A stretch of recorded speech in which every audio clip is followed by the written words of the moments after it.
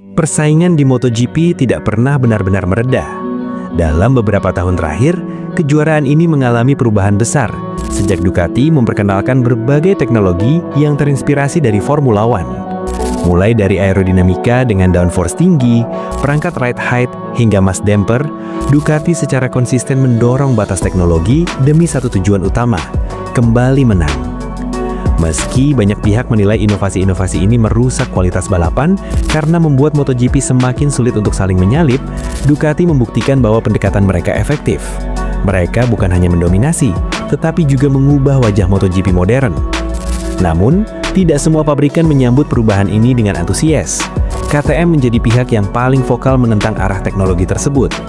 Sejak 2019, manajemen KTM sudah menyuarakan kekhawatiran bahwa aerodinamika berlebihan akan membuat MotoGP bernasib seperti Formula One, cepat tetapi minim aksi. Sayap memang membantu pembalap merasakan ban depan dengan lebih baik dan membuat motor lebih mudah dikendarai. Namun, kemudahan itu datang dengan konsekuensi. Pembalap bisa masuk tikungan dengan kecepatan lebih tinggi, yang berarti resiko kecelakaan juga semakin besar. Menurut KTM, ketika pembalap harus berjuang mengendalikan motor tanpa bantuan teknologi berlebihan, balapan justru menjadi lebih menarik dan aman.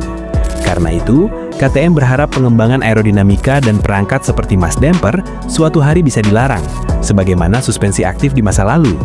Ironisnya, demi tetap kompetitif, KTM tetap terpaksa menggunakan teknologi yang sebenarnya mereka benci. Fakta di lintasan menunjukkan tantangan besar yang mereka hadapi. KTM menjadi pabrikan dengan puasa kemenangan terpanjang di lintasan kering. Motor RC16 memang sangat cepat di trek lurus, tetapi lemah saat menikung dan boros ban belakang. Sejumlah pembaruan di pertengahan musim, termasuk revisi aerodinamika dan elektronik, mulai menunjukkan hasil, terutama berkat performa luar biasa Pedro Acosta yang berhasil mengangkat moral tim.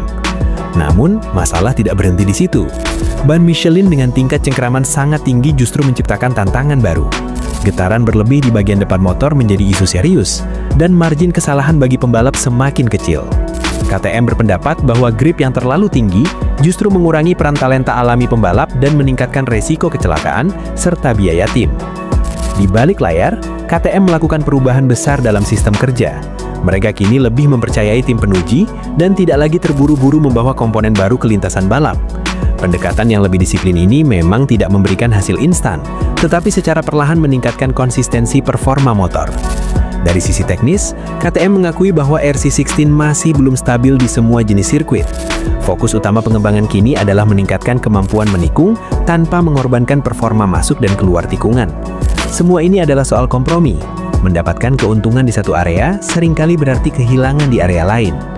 Menjelang regulasi baru 2027 dengan mesin 850cc dan pemasok ban baru, tantangan KTM akan semakin kompleks.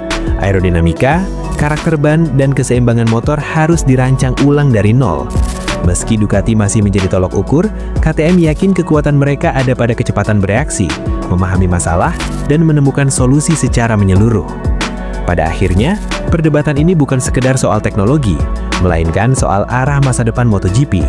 Apakah akan terus mengejar kecepatan dan inovasi, atau kembali menonjolkan keberanian dan talenta murni para pembalap?